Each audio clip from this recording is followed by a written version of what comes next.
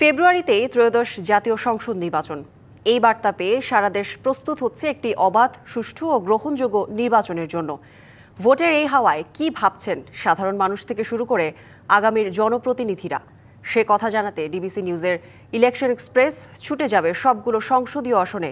আজ সারাদিন থাকবে সংসদীয় আসন ৩ বা ঠাকুরগাঁও ১-এ। ডিবিসি নিউজের বিশেষ আয়োজন CSRM ডিবিসি ইলেকশন এক্সপ্রেস। আর সারাদিন থাকবো এই ঠাকুরগাঁও ১ আসনে। এই আসনটিতে যে মানুষটির মাধ্যমে এই আসনটি উন্নয়ন হয়েছে তিনি কেউ নয়, বিএনপির মহাসচিব মির্জা ফখরুল ইসলাম আলমগীরের আসন এটি। তাই আমার সঙ্গে যুক্ত আছেন জেলা বিএনপি, ঠাকুরগাঁও জেলা বিএনপির সভাপতি, কথা বলবো মহিলা দলের সভাপতি, কথা বলবো তার সঙ্গে। স্বাগত আপনাকে CSRM ডিবিসি ইলেকশন এক্সপ্রেসেই। শুরুতে জানতে চাই, মির্জা ফখরুল ইসলাম আলমগীর তিনি শুধুমাত্র বিএনপি নেতা নন, তিনি অন্যান্য দলেরও নেতা। তাকে সম্মান করা হয়, তাকে একটা ক্লিন ইমেজ তার একটি আছেন এবং কি মানুষের গ্রহণযোগ্যতা আছে। তারপরেও জানতে চাই, এই আসনটাতে বিএনপির বিকল্প নেই বললেই চলে। আপনারা আগামী দিনগুলোতে এই আসনের জন্য কি কি করতে চান? ধন্যবাদ ডিবিসি ঢাকা থেকে আগত আমার সাংবাদিক ভাইকে ধন্যবাদ। এখানে ডিবিসির জেলা প্রতিনিধি নবীন হাসান, এশিয়ান। আপনারা কি করতে চান সেটা একটু বলুন। ধন্যবাদ আপনাদেরকে। আসলে মির্জা ফখরুল ইসলাম আলমগীর উনি একজন নেতাই শুধু নন, উনি একজন মহান মানুষ যাকে বলা হয়। এখানে উনি বিএনপির মহাসচিব, বিএনপির নেতা, কিন্তু আমাদের ঠাকুরগাঁয়ে দল মত নির্বিশেষে সবাই উনাকে খুবই পছন্দ করে।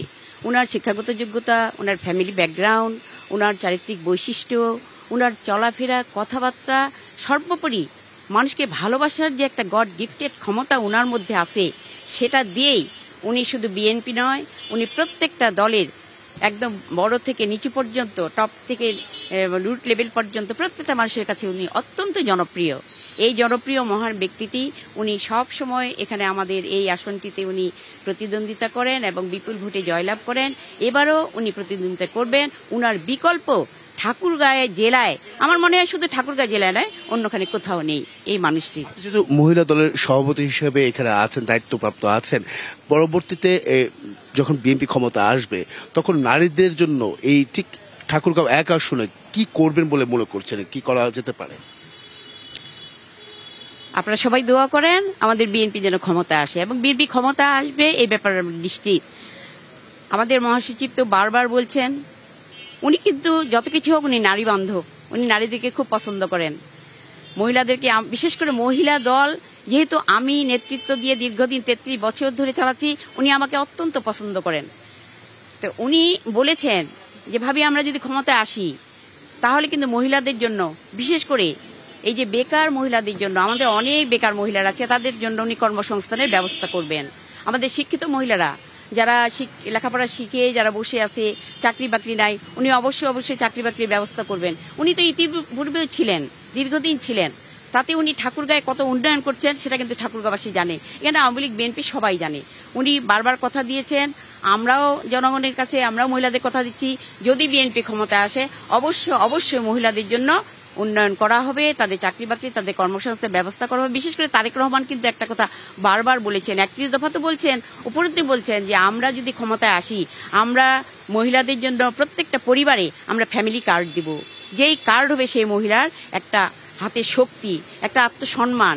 এই কার্ডের দ্বারাই মহিলা কিন্তু বিভিন্ন সময় বিভিন্ন সুযোগ সুবিধা পাবে, একটা পরিবারে তার নেতৃত্ব থাকবে। আপনারা দেখতে পাচ্ছেন যে বয়স হয়ে গেলে ছেলেরাও দেখে না, মাকে নিয়ে যায়। একটু জানতে চাই, নির্বাচনের প্রস্তুতিটা আপনারা কিভাবে নিয়েছেন? তৃণমূল পর্যায়ে কতটা সুসংগঠিত বিএনপি, বিশেষ করে ঠাকুরগাঁও ১ আসনে?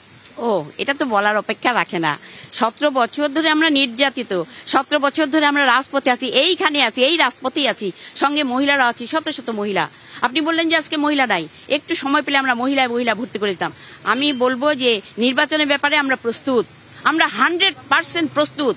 1 সপ্তাহের মধ্যে যদি নির্বাচন হয় ইনশাল্লাহ আমি বলবো যে বিএনপি এখানে প্রচুর ভোটে জয়লাভ করবে, কারণ আমাদেরকে বিএনপিকে ঠিক ঠেকানোর জন্য এখানে ঠাকুরগাঁও অন্তত কোনো দল নেই, এই ব্যাপারে আমরা নিশ্চিত। অসংখ্য ধন্যবাদ আপনাকে, এতক্ষণ আমাদের সঙ্গে যুক্ত ছিলেন। পরবর্তী সংবাদ বেলা 12টায় থাকছে ভিন্ন কোনো রাজনৈতিক দলের তৃণমূল পর্যায়ে নেতাকর্মীরা কি ভাবছেন আগামী নির্বাচনকে কেন্দ্র করে সেসব বিষয়। সঙ্গে থাকুন CSRM ডিবিসি ইলেকশন এক্সপ্রেসের।